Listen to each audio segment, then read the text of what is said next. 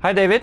Norland, how are you? Good. It's good to be back. So we haven't done this in about a couple of months, and because it was stalemate, but we have some updates now. Sure. Last time when we recorded, we said that until the end of November. I think we recorded end of October, and we said that by the end of November, Kherson will be liberated, and that happened. So we were right. And Russia concentrated their efforts around Donetsk and Luhansk. So for Luhansk, I think it's to defend a little bit, and for Donetsk to advance a little bit.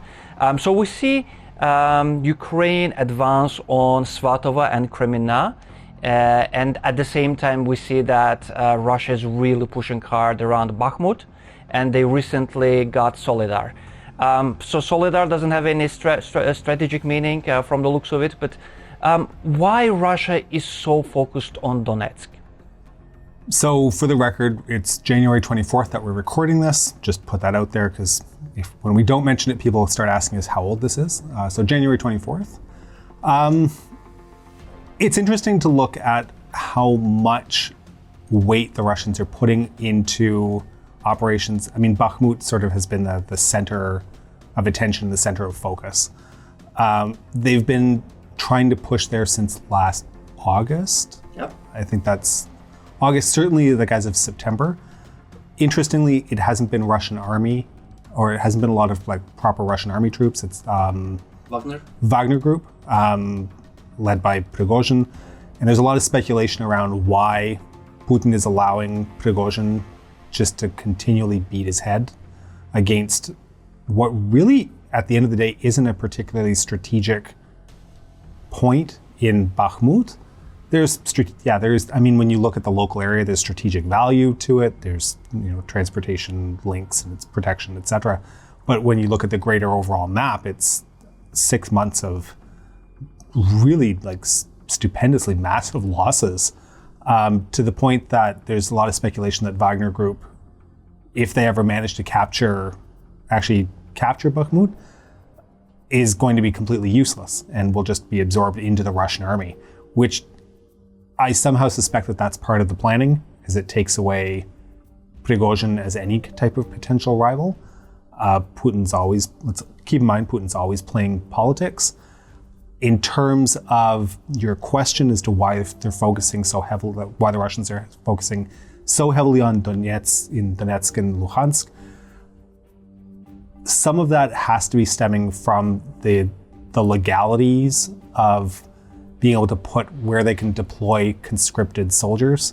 It has to be recognized Russian territory unless they're volunteers, that Russian soldiers can go. Because of the annexations last year, the Russians consider that to be Russian territory, so they can place conscripts there without any fear of legal backlash.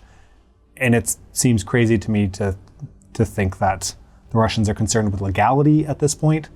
But that would descend obviously into a discussion about the legality of war versus the illegality of war. And I see that in comment sections on a regular basis. But I mean, this is an unprovoked and illegal war. Let's make no question of that. But there's always the attempt and the desire to try to put a nice legal facade on that. But it is interesting to see that. The Ukrainian response has basically been to hold the line.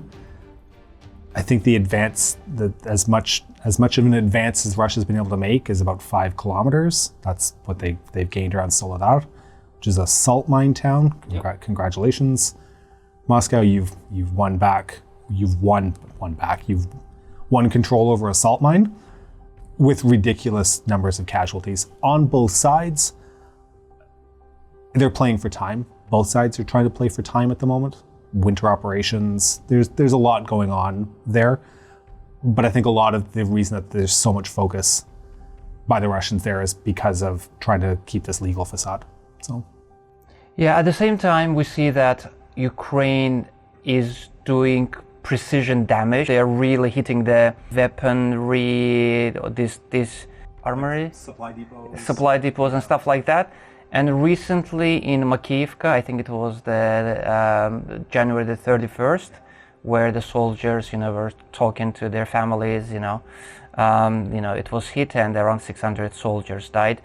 So at the same time, Ukraine is defending Bakhmut and hitting the strategic object. So do you think at this point Ukraine is comfortable with weapons that they got from the West? Absolutely. There was, I mean, when we first started doing these conversations, I don't know if we ever talked about specifically about can the Ukrainians learn how to use Western weapons? That was certainly a strong debate that was happening with pundits and whatnot. It's ridiculous to think that the Ukrainians would be unable to learn how to use Western weapons. Of course they can. They can learn to use, anybody can learn to use anything. The Ukrainians have certainly proven that they can use Western weapons, that they can, anything that's supplied to them, they will use, and they're using them to great effect. The interesting thing that you talk about in terms of their target selections is that there does seem to have been a shift away from targeting strategic resources like ammo dumps. They've run out of bridges across to Crimea to be able to blow up. That could be part of it. The Russians may be smoking a whole lot less near to those ammo dumps. They seem to be shifting away from hitting strategic targets like that, rail lines and supply, things like that, and what you've mentioned about hitting in Makiivka, and going after soldiers themselves, which is less spectacular explosions. Does it have the same strategic impact? Probably not, to be honest. They're shifting their target selections because I think the Russians, after this long a time, have finally starting to figure out that that Ukrainians are using precision weapons exactly how they need to be using them, and they're starting to disperse resources better.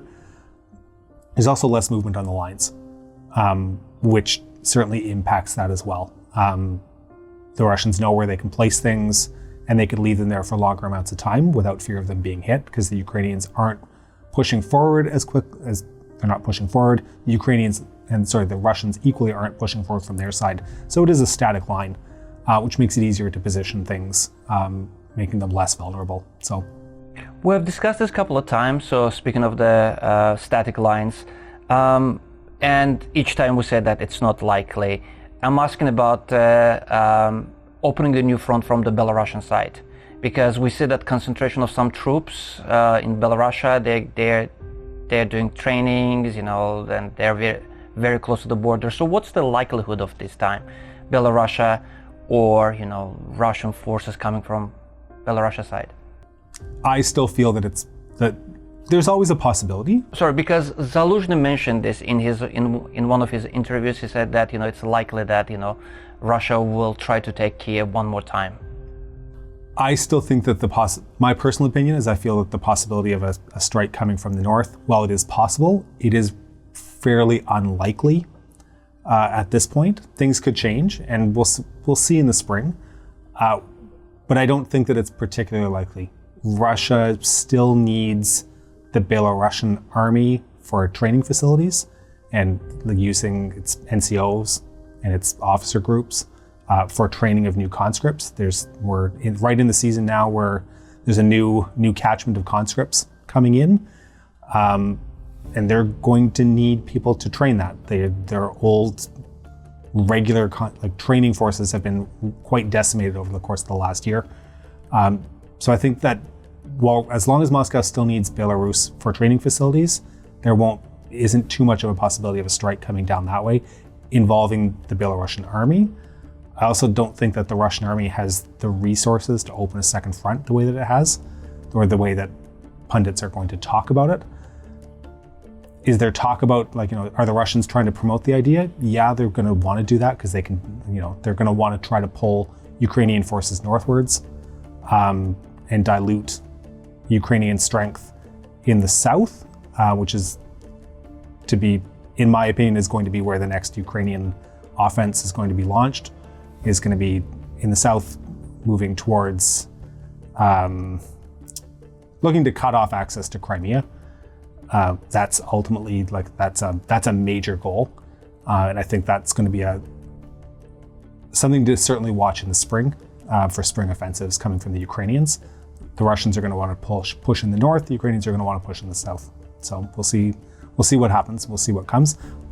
At this time, I still don't see that a northern front and a resumption of the attack on Kiev is likely. I want to ask about power struggle between Kadyrov, Prigozhin on one side, and Alep and Gerasimov on the other side. And with the recent development, Gerasimov became the head of this quote-unquote special military operation, which is clearly war. And Surovikin got demoted a little bit on the paper. Surovikin, who made the unpopular decision, he said that we could make unpopular decisions, and he withdrew from Kherson. So what do you think, why Putin appointed Gerasimov, who was criticized a lot? I think Gerasimov's been put on the spot. It's very rare to see a chief of staff be moved and to be put into a responsibility for like live combat operations like that. That is an unusual move. I think that's a signal that it's do or die. Whether Gerasimov would actually be killed for failure, I think that's unlikely. I mean, he might fall out of a window or drink some bad tea, but he wouldn't be. I don't think he would be officially put on trial and executed if he fails to capitalize or fails to follow through on victory over Ukraine. But it's certainly sending a message that the generals need to do something. They need to shake things up. It's a pretty strong message. It's an unusual move in any wartime situation. It's not that it hasn't happened in the past, but it is very rare. Gerasimov is on the spot. He has to put up or shut up. Whether he has the ability, I don't see that he has any more ability, like physical capability of doing that than Surovikin ever had. But I mean, sometimes you shake things up at the top and see. I mean, Gerasimov has a pretty strong reputation as a pretty brutal kind of guy and a brutal tactician. So we'll see what happens. But ultimately, I think it's more just trying to shake things up and send a message all the way up and down through the entire administration, really. But we'll wait and see what happens. I don't think personally, I don't think it's going to make too much of a difference.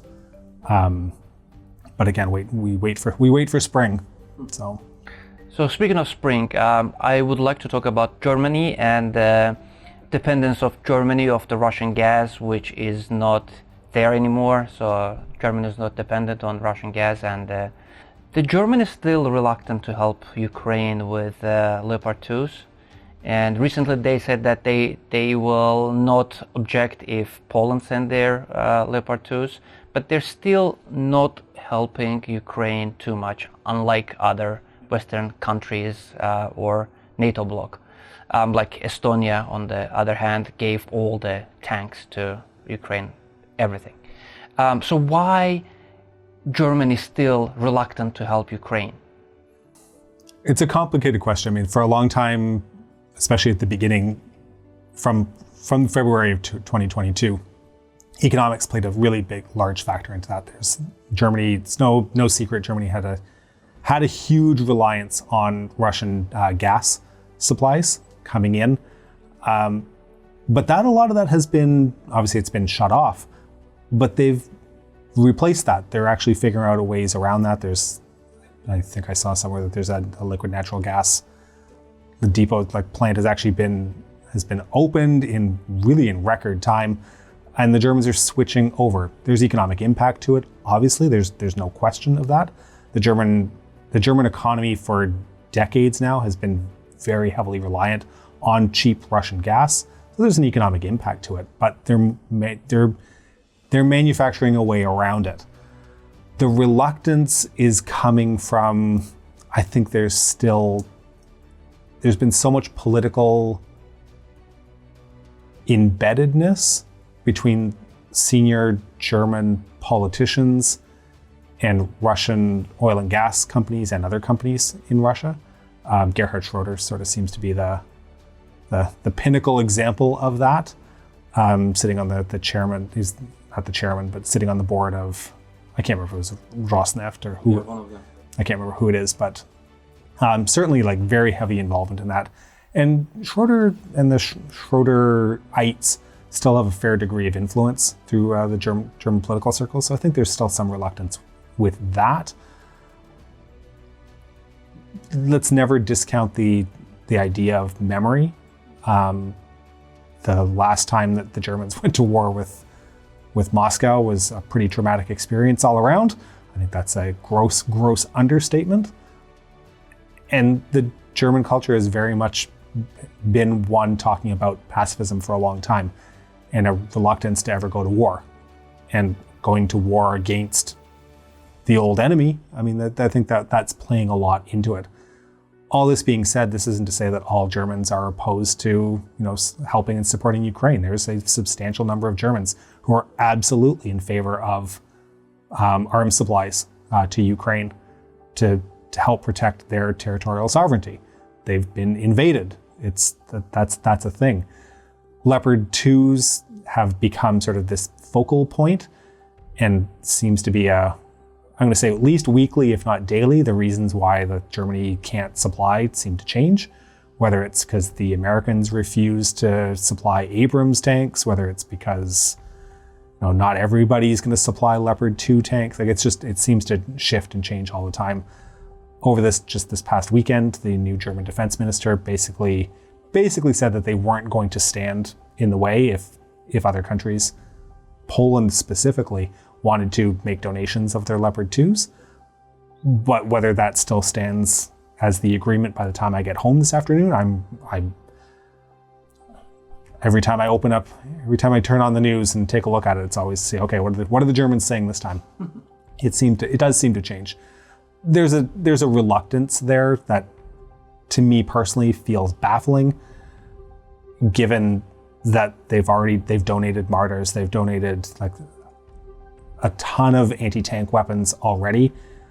Why there's this dividing line between what they've supplied already, offensive equipment that they've supplied already, and the Leopard 2? Like I don't necessarily see what why there's a reluctance, where why that particular red line seems to exist. But I think that's going to be broken down, and we will see Leopard 2s being deployed into Ukraine, certainly by the time spring offensives start. So yeah, speaking of the spring offensive, so we talked about Germany, but unlike Germany, other countries still helping Ukraine. Recently we had another meeting in Ramstein, and lots of new tanks on the wheels, all different. Even Morocco is giving the tanks to Ukraine.